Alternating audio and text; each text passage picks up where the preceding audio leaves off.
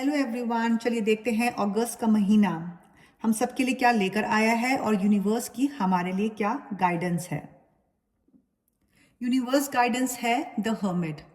Universe कह रहे हैं कि इस महीने बहुत ही समझदारी के साथ, बहुत ही क्लैरिटी के साथ, बहुत ही कंट्रोल के साथ ये महीना सेल थ्रू करना है, क्योंकि ये महीना बहुत हाई एनर्जी और एक्शन ओरिएंटेड होने वाला है।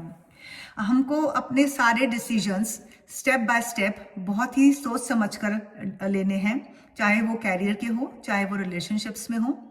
हमको अपने इनर गाइडेंस और इनर विजडम के साथ आगे इस मंथ में बढ़ना होगा, क्योंकि जस्टिस का कार्ड इस महीने ये बता रहा है कि आपकी लाइफ में अब आपको बहुत ही क्लैरिटी के साथ, बहुत फोकस के साथ आगे बढ़ना होगा। और आप जितनी ट्रुथफुलनेस के साथ, जितनी ऑनेस्टी के साथ और जितनी मेहनत के साथ आप काम करेंगे, बिना कोई शॉर्टकट्स लिए, आपको सक्सेस जरूर मिलेगी by the end of this month. क्योंकि ये जस्टिस का कार्ड है ना, ये साफ बताता है कि इस महीने आप जैसे जैसे काम करोगे आपको उसका वैसे ही बिल्कुल बैलेंस्ड रिजल्ट मिलेगा। ठीक है।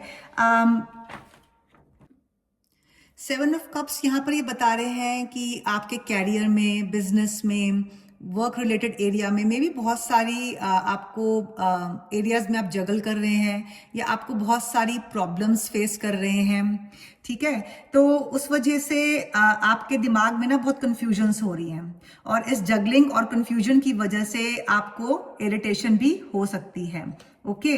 और इसमें आपके वर्क एरिया में आपके ना बहुत सारे डिसएग्रीमेंट्स हो सकते हैं, कन्फ्लिक्ट्स हो सकते हैं, तो आपको इन सबसे बचकर चलना है। आपको सिर्फ अपने काम पर ध्यान देना है, आपको अपने काम में बैलेंस लाना है, फोकस से चलना है और अपने काम से काम रखना है, क्योंकि अल्टीमेटली आपका काम ही सबको जवाब देगा। ठीक है, तो इसलिए जो यूनिवर्स की गाइडेंस है ना इस मंथ, द हर्मिट, वो आपको गाइड यही कर रही है कि जस्ट गो इनवर्ड, शांत रहिए, काम रहिए और स्टेप बाय स्टेप काम कीजिए। अगर आप मैरिड हैं या कमिटेड रिलेशनशिप में हैं तो इस महीने थोड़े कन्फ्लिक्ट्स या डिसएग्रीमेंट्स देखने को मिल सकते हैं। हो सकता है आपके कुछ ऐसे पुराने इश्यूज उभर कर सामने आए जो पास्ट से जुड़े हुए हैं। ऐसे में ना आपको गाइड किया जा रहा है कि आपको ना बहुत ही बैलेंस के साथ बिहेव करना है। आपको बिल्कुल एग्रेशन नहीं दिखाना, आपको कोई गुस्से से काम नहीं करना। स्पेशली आपको you have to be very careful while speaking.